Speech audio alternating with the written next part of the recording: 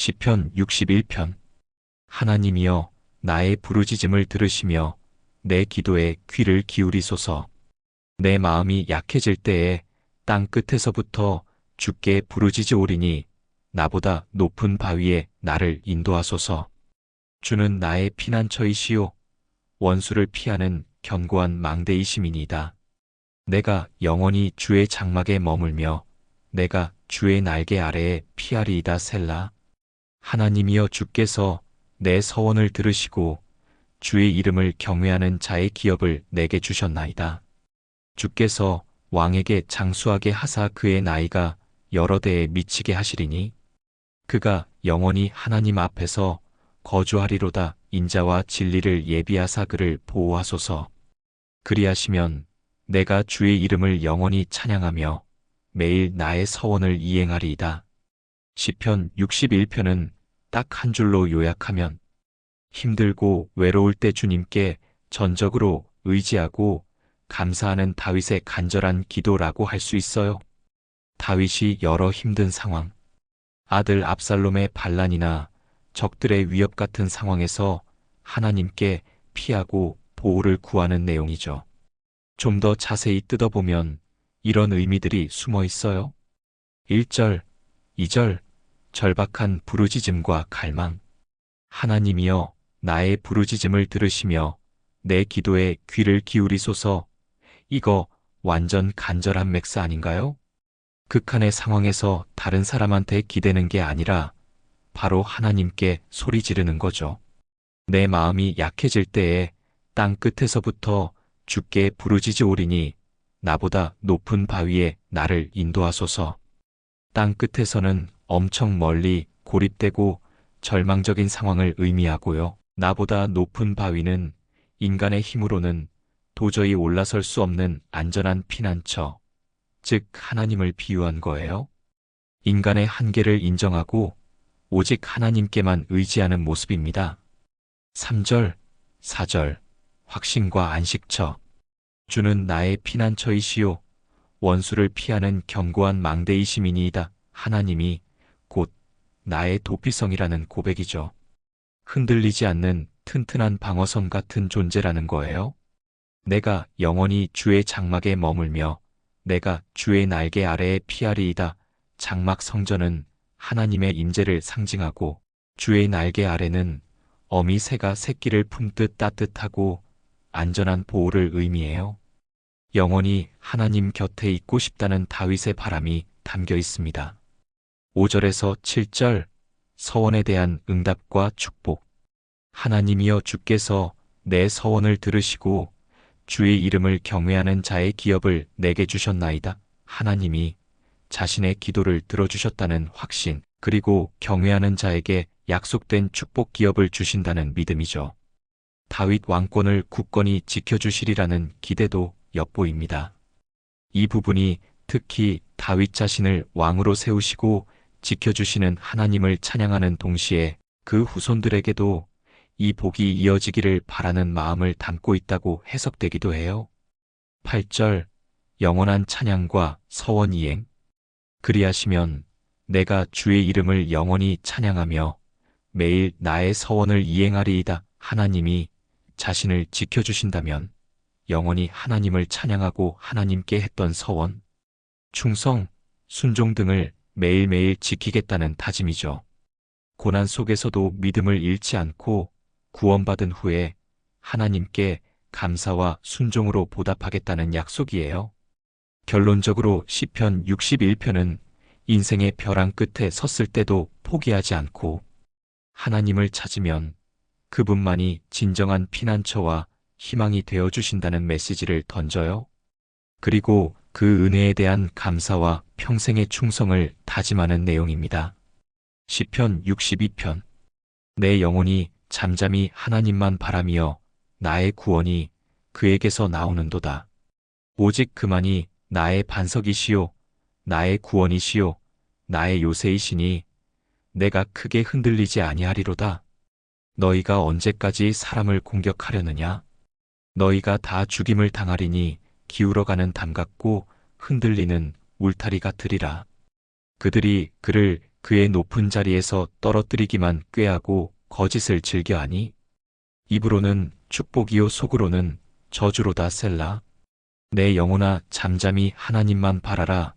무릇 나의 소망이 그로부터 나오는도다. 오직 그만이 나의 반석이시요 나의 구원이시요 나의 요새이시니 내가 흔들리지 아니하리로다.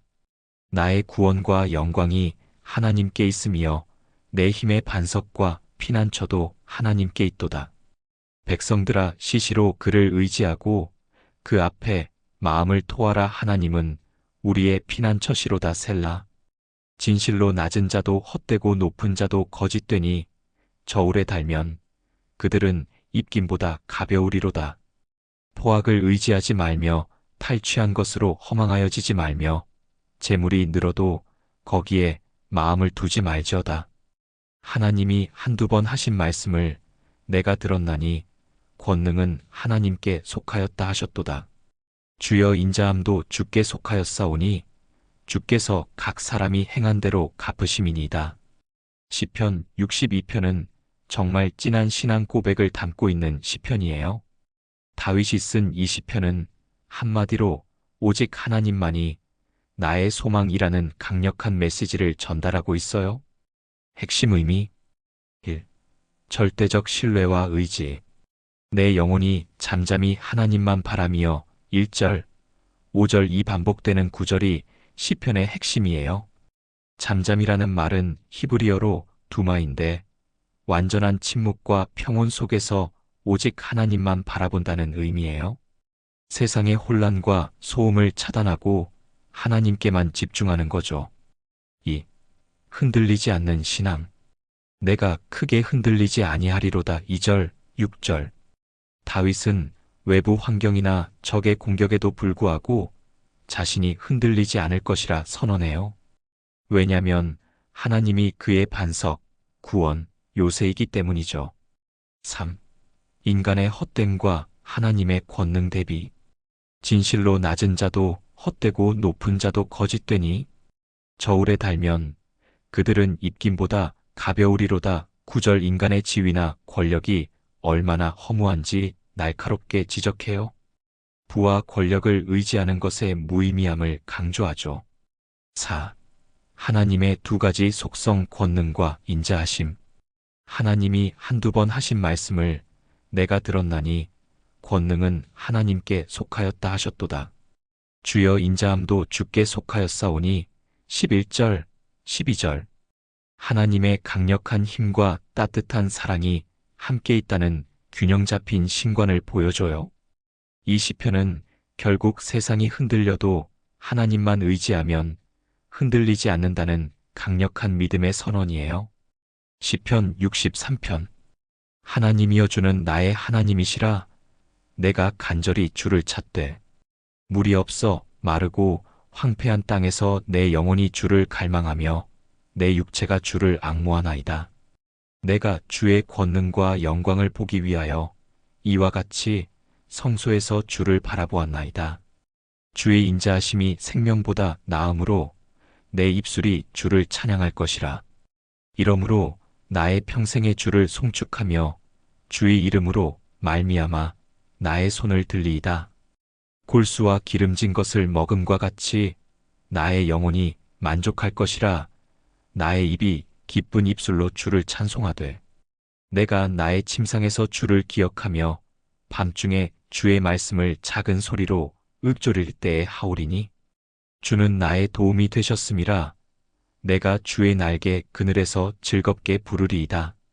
나의 영혼이 주를 가까이 따르니 주의 오른손이 나를 붙드시거니와 나의 영혼을 찾아 멸하려 하는 그들은 땅 깊은 곳에 들어가리니 그들이 칼의 세력에 넘겨져 승냥이의 먹이가 되리라. 왕은 하나님으로 말미암아 즐거워하리니 주께 맹세한 자마다 자랑할 것이나 거짓말하는 자의 입은 막히리로다. 시편 63편은 다윗이 유다 광야에서 쓴 것으로 진짜 갈급함이 느껴지는 찐 시편이에요. 핵심 의미 1. 영적 갈망과 갈증. 물이 없어 마르고 황폐한 땅에서 내 영혼이 주를 갈망하며 다윗이 실제 광야에서 물을 찾듯이 하나님을 간절히 찾는 모습을 비유했어요. 물리적 목마름과 영적 갈망을 완벽하게 연결시킨 표현이죠. 이 하나님의 임재에 대한 열망. 내가 주의 권능과 영광을 보기 위하여 이와 같이 성소에서 주를 바라보았나이다. 다윗은 성전에서 경험했던 하나님의 임재를 광야에서도 갈망하고 있어요. 환경이 바뀌어도 하나님을 향한 마음은 변함없다는 거죠. 3. 생명보다 귀한 하나님의 사랑. 주의 인자하심이 생명보다 나음으로 이 구절이 시편 63장의 압권인데요. 다윗이 자신의 목숨보다 하나님의 사랑을 더 소중히 여긴다는 놀라운 고백이에요. 진짜 신앙의 깊이가 느껴지는 부분이죠. 4. 밤낮으로 이어지는 묵상과 찬양. 내가 나의 침상에서 주를 기억하며 밤중에 주의 말씀을 작은 소리로 읊조릴 때에 하오리니. 다윗은 낮에도 밤에도 쉬지 않고 하나님을 생각하고 찬양해요. 하나님과 연결된 삶을 보여주는 거죠. 5. 하나님의 보호에 대한 확신. 나의 영혼이 주를 가까이 따르니 주의 오른손이 나를 붙드시거니와. 어려운 상황 속에서도 하나님이 자신을 지키실 것이라는 흔들리지 않는 확신이 느껴져요. 시편 64편. 하나님이여, 내가 근심하는 소리를 들으시고 원수의 두려움에서 나의 생명을 보존하소서.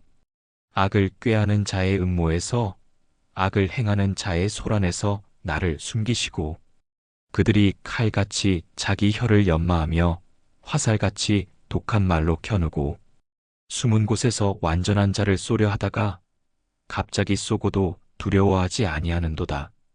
그들은 악한 목적으로 서로 격려하며 남몰래 올무놓기를 함께 의논하고 하는 말이 누가 보리요 하며, 그들은 죄악을 꾀하며 이르기를 우리가 묘책을 찾았다 하나니 각 사람의 속뜻과 마음이 깊도다. 그러나 하나님이 그들을 쏘시리니 그들이 갑자기 화살에 맞으리로다. 이러므로 그들이 엎드러지리니 그들의 혀가 그들을 해함이라. 그들을 보는 자가 다 머리를 흔들리로다. 모든 사람이 두려워하여 하나님의 일을 선포하며 그가 행하심을 깊이 생각하리로다. 의인은 여호와로 말미암아 즐거워하며 그에게 피하리니 마음이 정직한 자는 다 자랑하리로다. 시편 64편은 다윗이 악인들의 음모와 말 공격으로 힘든 상황에서 하나님께 보호와 심판을 간구하는 내용이에요. 핵심은 악인의 혀는 칼과 같지만 결국 하나님이 그 칼을 부러뜨리시고 의인을 보호하신다는 믿음이죠. 시편 64편 핵심 의미. 1. 악인의 위협과 공격, 은밀하고 악의적인 음모. 2절에 악을 꾀하는 자의 음모에서 나를 숨기시고 라고 나오듯이 다윗은 악인들이 숨어서 자신을 해치려고 모의하는 것에 대해 불안감을 느껴요. 가장 무서운 무기, 혀와 말. 3절, 4절이 진짜 와닿는 부분인데, 그들이 칼같이 자기 혀를 연마하며 화살같이 독한 말로 겨누고라고 하죠. 물리적인 폭력보다 더 사람을 갉아먹는 것이 바로 혀에서 나오는 악의적인 소문, 거짓말, 비난이라는 거예요. 완전한 자, 흠없는 자를 숨은 곳에서 갑자기 쏘는 것처럼 악인들은 이유 없이 의인을 공격하려 해요. 진짜 사이버 불링이나 뒷담화랑 비슷하죠? 죄악의 도모와 오만. 5절, 6절에서 악인들이 남몰래 올무놓기를 함께 의논하고 누가 보리오라며 하나님을 두려워하지 않고 죄악을 꾀하는 모습을 보여줘요. 스스로 똑똑하다고 생각하며 악한 묘책을 짜는 오만한 태도를 지적합니다. 2. 하나님의 개입과 심판. 악인에 대한 하나님의 심판. 7절, 8절이 시편의 하이라이트죠. 그러나 하나님이 그들을 쏘시리니 그들이 갑자기 화살에 맞으리로다. 악인들이 혀로 독한 말을 쏘지만 결국 하나님이 역으로 그들을 심판하신다는 거예요. 그들의 혀가 그들을 해함이라는 표현은 자기가 던진 말이 결국 자기에게 돌아오는 부메랑 같은 결과라는 강력한 경고죠. 스스로 판 함정에 빠지는 격. 3. 의인의 즐거움과 하나님의 영광. 하나님의 공의에 대한 반응. 9절, 10절에서는 하나님이 악인들을 심판하신 결과로 모든 사람이 두려워하여 하나님의 일을 선포하며, 즉 하나님의 공의를 인정하고 경외하게 될 것이라고 해요. 의인의 피난처와 자랑. 결국 의인은 여호와로 말미암아 즐거워하며 그에게 피하리니 마음이 정직한 자는 다 자랑하리로다라고 마무리돼요. 세상에서 악인들이 날뛰어도 정직한 마음으로 하나님께 피하는 의인들은 결국 승리하고 하나님 안에서 기쁨과 자랑을 얻게 된다는 메시지입니다.